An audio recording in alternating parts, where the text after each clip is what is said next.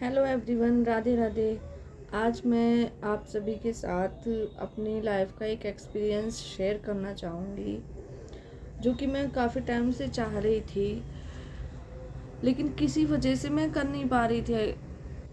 तब तक मैंने कोई चैनल वैनल भी नहीं बनाया था, तो मैं तभी सबको सब कुछ बताना चाहती थी, कहना चाहती थी, अपनी ये बात शेयर करना चाहती थी, ज़्यादा से ज़्यादा लोगों तक पहुँचाना चाहती थी। लेकिन कोई मेरे पास ऐसा वो ही नहीं था कि जिसकी वजह से मैं आप तक अपनी बात को पहुंचा सकूं। तो आज मैं आपके साथ बात करना चाहती हूँ, आपको अपनी लाइफ का एक एक्सपीरियंस बताना चाहती हूँ, जो कि बहुत ही गंदा एक्सपीरियंस रहा है। मैं सिर्फ इसलिए ये सब बताना चाहती हूँ कि मैं चाहती हूँ कि जो गलती हम लोगों ने की है वो गलती आप लोग ना करें, आप लोगों से वो गलती ना हो। आप लोग अनजाने में भी, जानकर तो देखो कोई कुछ नहीं करता, अनजाने में ही होता है जो कुछ होता है। तो हमसे भी अनजाने में गलती हुई है, तो आप लोगों से ऐसा कुछ ना हो। तो इसलिए मैं आप लोगों के साथ अपना एक एक्सपीरियंस शेयर करना चाहूँगी, जिसको शायद आप लोगों को पता लगेगा, तो शायद जो आप लोग आगे चल के वो गलती ना। तो बस ये वीडियो बनाने का मेरा यही पर्पस है कि आप लोग संभलें, जो गलती मेरे से हुई वो गलती आपसे ना हुई हो। और आपको इस बारे में तभी पता लगेगा जब तक आप इस वीडियो को पूरा देखेंगे। तो प्लीज़, अगर आप लोग चाहते हैं कि आप लोगों को पता लगे कि मैं किस बारे में बात करने जा रही हूँ, तो ये वीडियो को पूरा देखिएगा। और जो लोग फर्स्ट टाइम आए हों मेरे चैनल पर, तो प्लीज़ सब्सक्राइब भी कीजिए, लाइक भी कीजिए, और मुझे कमेंट करके बताइएगा कि आप में से किसी ने ये गलती तो नहीं की ना। तो मैं बात करती हूँ 2015 की। 2015 जो 2015 जो कि जिस 2015 में मैं एक बेटी भी थी, फिर उसके बाद एक बहू भी बनी, पत्नी भी बनी 2015 में, और भगवान की कृपा समझिए कि 2015 में मैं माँ भी बनी। वो 2015 मेरे लिए बहुत ख़ास थी, क्योंकि हमारी शादी हुई जैसे तैसे। हमारी लव मैरिज थी, तो एक लव मैरिज होना आसान बात नहीं है। सबकी रजामंदी से शादी करना, सबको मनाना, उसके बाद शादी करना वो आसान नहीं होता, बहुत डिफ़िकल्ट होता है। शादी हुई हमारी 5 फरवरी 2015 को। मुझे वो डेट अब भी कभी भूल ही नहीं सकती। खैर, कोई नहीं भूलता अपनी शादी की डेट, तो मेरे लाइफ का बेस्ट मोमेंट था वो। उसके कुछ महीने बाद, 1-2 महीने बाद पता लगता है कि मैं प्रेग्नेंट हूँ। और आप लोग समझ सकते हैं कि जब पहला बच्चा पता लगे कि हम प्रेग्नेंट हैं, तो फिर पता लगता है कि मैं प्रेग्नेंट हूँ। वो खुशी मैं एक्सप्लेन ही नहीं कर सकती हूँ, और हर औरत समझ सकती है उस खुशी को, जो पहली बार माँ बनी होगी, कि क्या खुशी होती है उस टाइम की।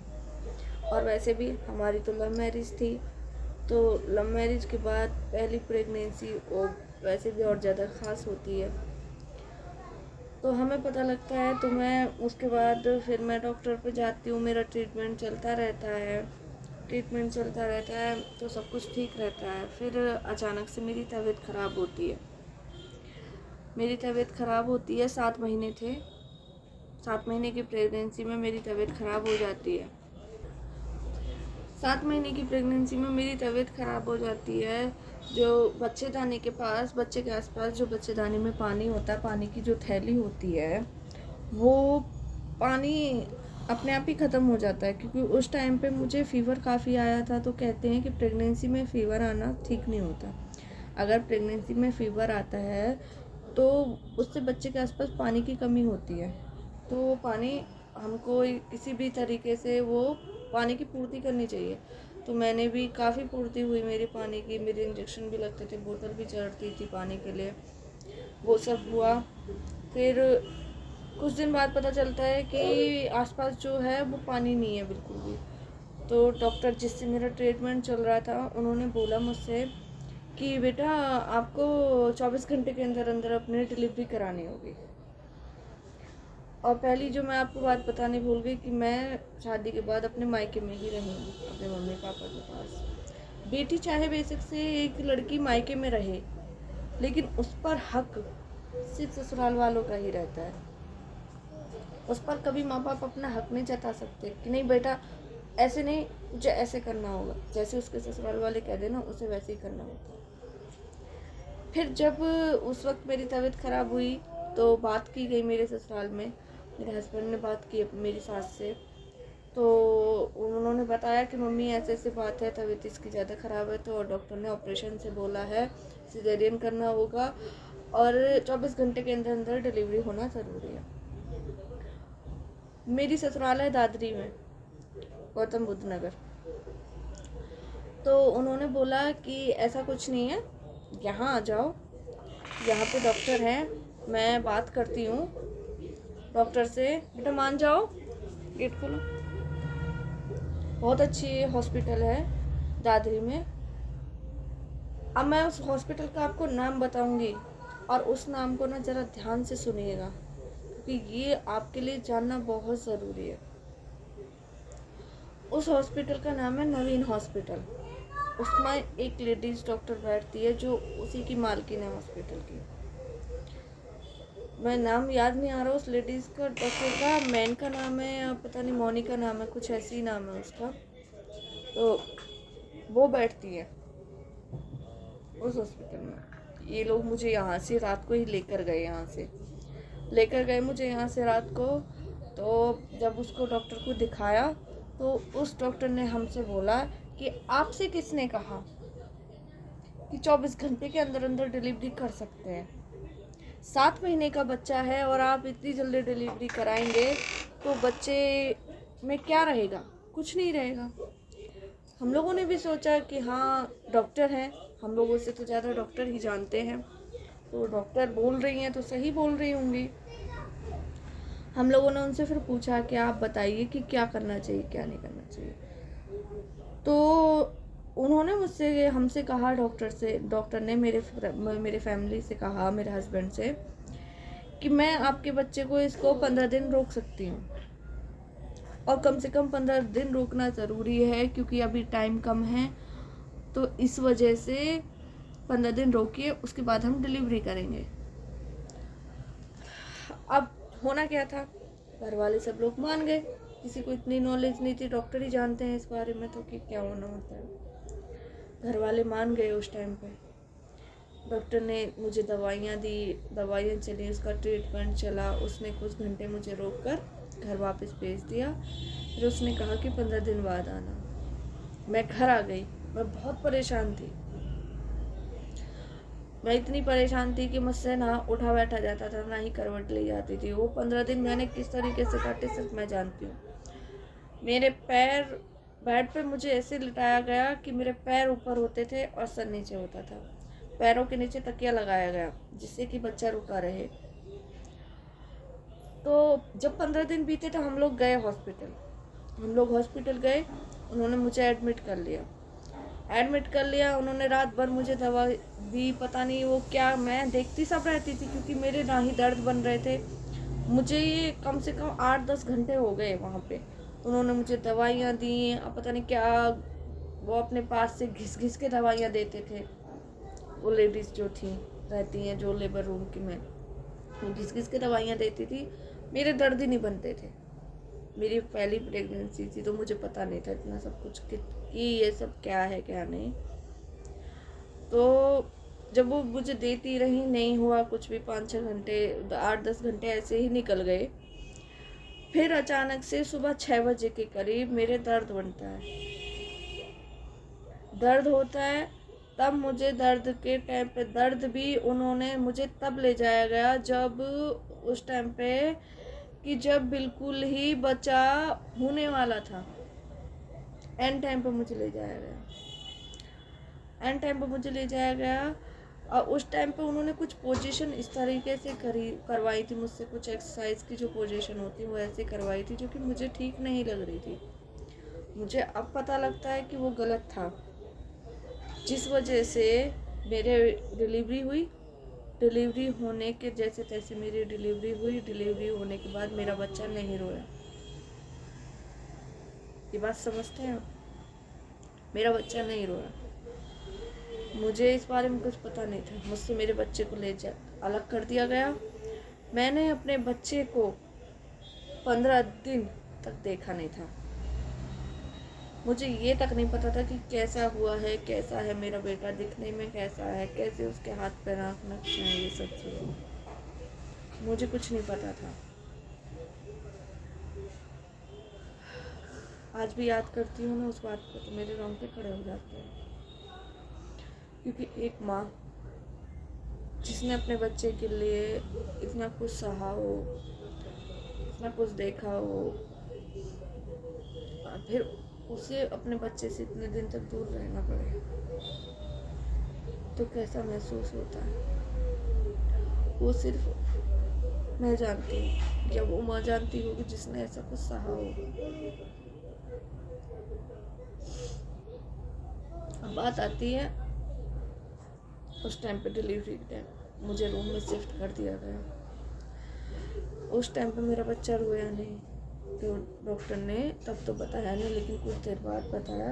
उन लोगों ने हमारे बच्चे को जैसे नॉर्मल बच्चा ला के दे देते हैं ना कि लीजिए, ऐसे ला के मेरे मम्मी पापा को, मेरी मम्मा को, मेरी मम्मी को और मेरे हस्बैंड को दे दिया, और मेरी सासू माँ को कि लीजिए आपका बच्चा, जैसे उसे कुछ हुआ ही नहीं। अब जब बाद में कुछ पता नहीं क्या हुआ, मुझे तो इतना वो पता नहीं था उस टाइम पे। बाद में डॉक्टरों ने बोला कि आप इस बच्चे को एक बच्चों का जो वो होता है, क्या कहते हैं, छोटा मोटा क्लिनिक जो होता है वहाँ लेके जाइए, वहाँ इसको एडमिट करा दीजिए। मेरे हस्बैंड लेकर गए, उसको वहाँ एडमिट करा दिया। इन लोगों ने तब भी नहीं बताया हमें कुछ भी कि क्या है, क्या दिक्कत है। हमारे घर वाले पूछते रहे आखिर बात क्या है, क्यों एडमिट कराया गया है। आप लोग तो बोल रहे थे कि सब कुछ नॉर्मल हो जाएगा, ठीक हो जाएगा।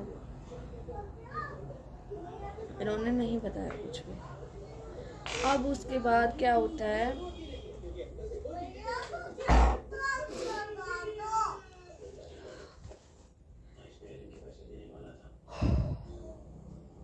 याद आती हैं जब सारी बातें तो ऐसी दिल दुखता है, बातें भी नहीं हो पाती। फिर उसके बाद ये होता है कि वहाँ पे एडमिट कराने के बाद मेरी छुट्टी कर दी जाती है।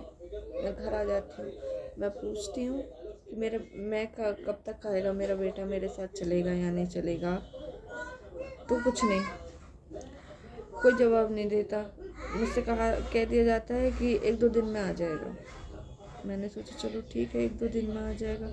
हर माँ चाहती है कि उसका बच्चा ठीक रहे ना, उसका बच्चा चाहे उससे दूर रहे लेकिन स्वस्थ रहे। हर माँ ये चाहती है कि उसमें थोड़ी कोई दिक्कत है तो हो जाएगा। मैंने कहा ठीक है, मुझे घर लेकर आ गए लोग, नोएडा लेकर आ गए मुझे मम्मी पापा के यहाँ पे। मैं आ गई। उस वक्त सारी रात मेरे हस्बैंड रहे मेरे बच्चे के साथ, पूरी रात। उन्होंने मुझे बताया कि 1 सेकंड ऐसा नहीं निकला जो कि ये रोया ना हो। वो कॉल कर के बात बता रहे थे कि सारी रात निकल गई है, चुप ही नहीं हो रहा, रोए जा रहा। मैं बार बार डॉक्टर से पूछ रहा हूँ, मुझे कोई कुछ नहीं बता रहा कि क्यों रो रहा है। वो टाइम हमारे लिए बहुत डिफ़िकल्ट था, बहुत ज़्यादा। उसके बाद जब ये कैड़े पड़े, इन्होंने कैड़े पढ़ कर ये चिल्लाए कि आखिर तुम लोग बता क्यों नहीं रहे हो आप लोग कि हमारे बच्चे को हुआ क्या है। तो हमसे कहा गया कि आप अपने बच्चे को कहीं और लेके जाइए। ये जवाब था। हमसे बोला गया कि आप अपने बच्चे को कहीं और लेकर जाइए। तो तभी उसी वक्त एम्बुलेंस आई, और एम्बुलेंस में मैं अपने घर पे थी। एम्बुलेंस में वहीं से दिल्ली लेकर गए चाचा नेहरू। वहाँ मेरा बेटा 15 दिन एडमिट रहा। उस टाइम पे हमें तब भी नहीं पता था कि आखिर इसको क्या दिक्कत हो रही है।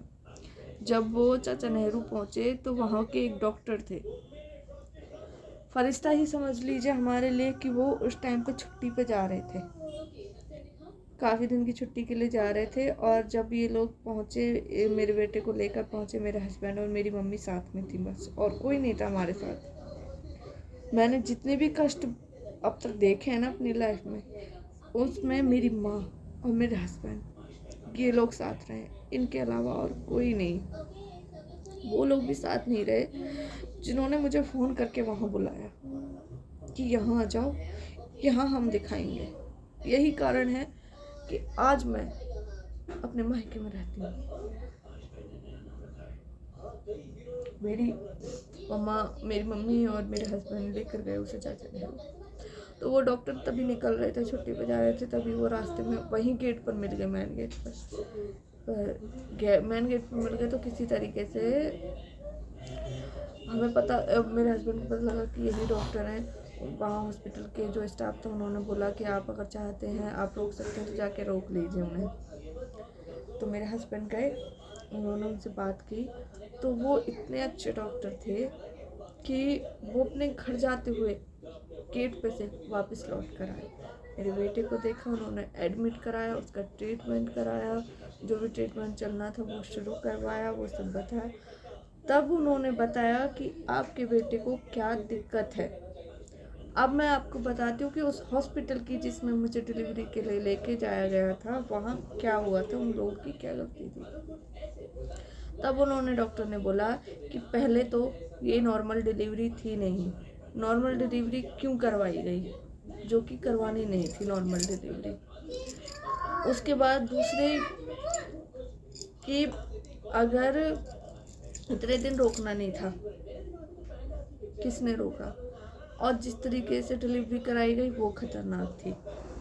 और जब उन्होंने, डॉक्टर ने बताया कि जिस वक्त डिलीवरी हुई है, बच्चे को बाहर निकाला गया है, उस वक्त उसे ऑक्सीजन नहीं मिल पाई, उसे ऑक्सीजन की ज़रूरत थी, ऑक्सीजन तुरंत ही उन लोगों को तैयार रखनी थी उसी टाइम पे, तभी तुरंत इसको ऑक्सीजन लगनी थी। इसके दिमाग में ऑक्सीजन की कमी हुई, ऑक्सीजन की कमी होने की वजह से इसके दिमाग में खून के धब्बे हो गए, जो माइंड में खून होता है वो जम गया था, वो जम गया, जिसकी वजह से ये आज ऐसा है।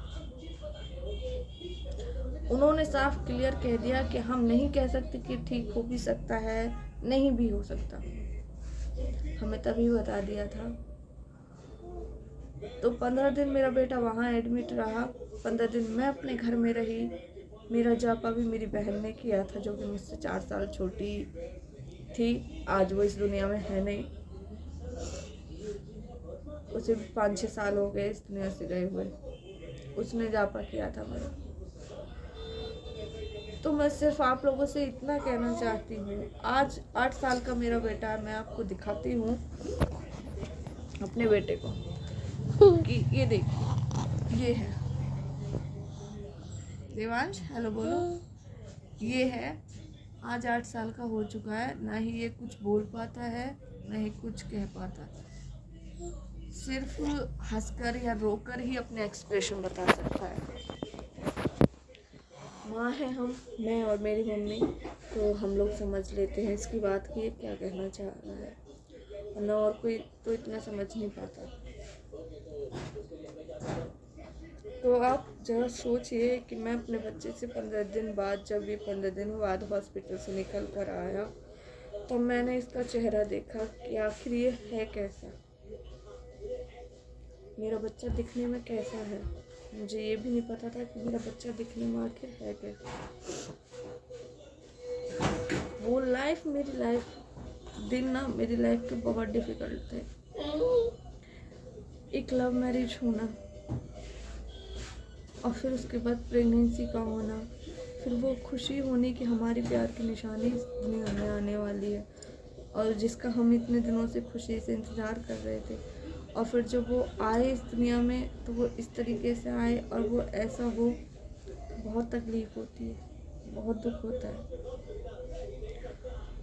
तो मैं सबसे पहले यही कहना चाहती हूँ, उस टाइम पर तो मुझे यही लगता था कि हो सकता है, चलो डॉक्टरों की कोई गलती नहीं है, हमारा नसीब था, हमारे नसीब से ही ये सब कुछ हुआ। लेकिन उसके बाद मैं जब भी इसको कहीं लेकर जाती थी दिखाने के लिए, मुझे ज़्यादातर वहाँ जो बच्चे मिलते थे ना, वो उसी हॉस्पिटल के उसी डॉक्टर के हाथ के डिलीवरी के मिलते थे, और सबका यही कहना था कि हमारे बच्चे को उस लेडीज़ ने बिगाड़ा है, हमारी डिलीवरी उस लेडीज़ ने ख़राब की है। तो मैं आप लोगों से सिर्फ यही कहना चाहती हूँ, आप लोगों से हाथ जोड़कर प्रार्थना कर, तो मैं सिर्फ यही चाहती हूँ, मैं इसीलिए ये सब कुछ बता रही हूँ कि जो गलती मेरे से हुई अब आगे से कोई गलती किसी से ना हो। मानती हूँ मैंने टाइम लगा दिया, 8 साल लगा दिए ये बात खोलने में, बताने में। एक तो हिम्मत नहीं जुटा पा रही थी, और दूसरा कि मुझे कोई ऐसा प्लेटफॉर्म नहीं पता मिल रहा था कि, और कैमरे के सामने आने में मैं झिझकती थी बताने के लिए। वरना मेरा बस चलता तो मैं उस हॉस्पिटल के सामने खड़े होकर शोर मचा मचा कर ये बोलती कि प्लीज़ कोई इस हॉस्पिटल में अपनी डिलीवरी मत करवाओ। पर इतना नहीं कर सकते थे हम लोगों को अपने घर भी देखना होता है, कोई नहीं कर सकता ऐसा। तो आज मैं सोशल मीडिया के थ्रू सिर्फ यही बताना चाह रही हूँ, ध्यान से सुनना मेरी बात को।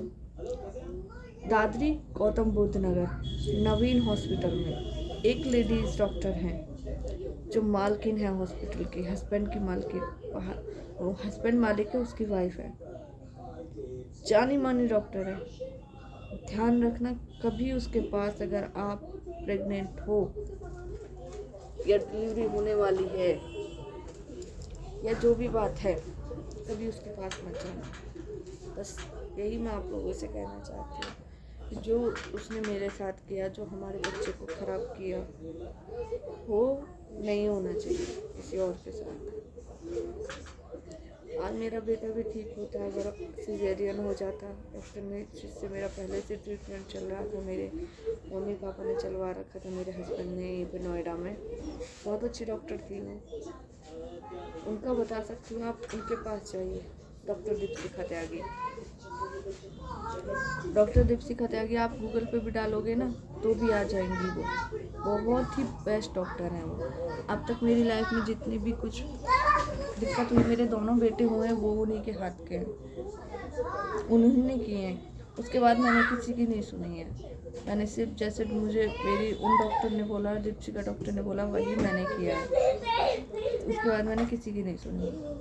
तो आप लोगों से बस यही कहना चाहती हूँ कि प्लीज़ हो सके तो उस हॉस्पिटल में मत जाइएगा, और जो कुछ मैं झेल रही हूँ आप लोग मत झेलिएगा। बहुत कुछ गलत हुआ है, अभी 8 साल का हो चुका है, अभी छोटा है, धीरे धीरे बड़ा भी होगा। आप सोचिए कैसे कैसे क्या कैसे करेंगे हम। माँ बाप है, बच्चा जैसा भी हो प्यारा होता है, हम लोग करेंगे इसकी देखभाल। बस आप लोगों के साथ ना हो ऐसा, इस बात का ध्यान रखिएगा। मैं इस वीडियो को मैं बस यहीं फिनिश करती हूँ। अपनी नेक्स्ट वीडियो में मैं आपसे फिर मिलूँगी। मैं ऐसे ही आपके साथ अपनी लाइफ का एक्सपीरियंस शेयर करूँगी कि जो जो गलतियाँ मुझसे हुई हैं वो गलतियाँ आप ना करें कभी भी। मैंने बहुत कुछ झेला है अपनी लाइफ में, टाइम मिला, वक्त मिला तो फिर बताऊँगी फिर कभी। फ़िलहाल तो बस मैं आपसे यही कहना चाहती हूँ, ये गलती मत कीजिएगा। अगर आप प्रेग्नेंट हैं तो मैं बार बार कह रही हूँ, दादरी गौतम बुद्ध नगर नवीन हॉस्पिटल, वहाँ कभी मत जाना। और किसी डॉक्टर को दिखा लो आप। और सेकंड ओपिनियन थर्ड ओपिनियन जरूर लीजिएगा। फर्स्ट ले रहे हैं आप ठीक, सेकंड लेना है ठीक, लेकिन थर्ड जरूर लीजिएगा। कभी कभी सेकंड ओपिनियन भी ख़राब होते हैं। मेरा ये सेकंड ओपिनियन था जो कि मेरी लाइफ के लिए इतना बदतर हो गया, जिसने मेरी लाइफ इतनी बदतर बना दी। तो बस आज की वीडियो को यहीं ख़त्म करते हैं। और जो लोग मेरी वीडियो पे पहली बार आए हैं, मैं उन लोगों से कहना चाहती हूँ, प्लीज़ मेरे चैनल को सब्सक्राइब कीजिए, लाइक कीजिए, कमेंट कीजिए और बताइए कि आप लोग तो नहीं गए ना उधर, या आप लोग अपने एक्सपीरियंस मुझसे बताइए कि क्या कैसे है। तो बस अब यही ख़त्म करते हैं। Okay, bye bye.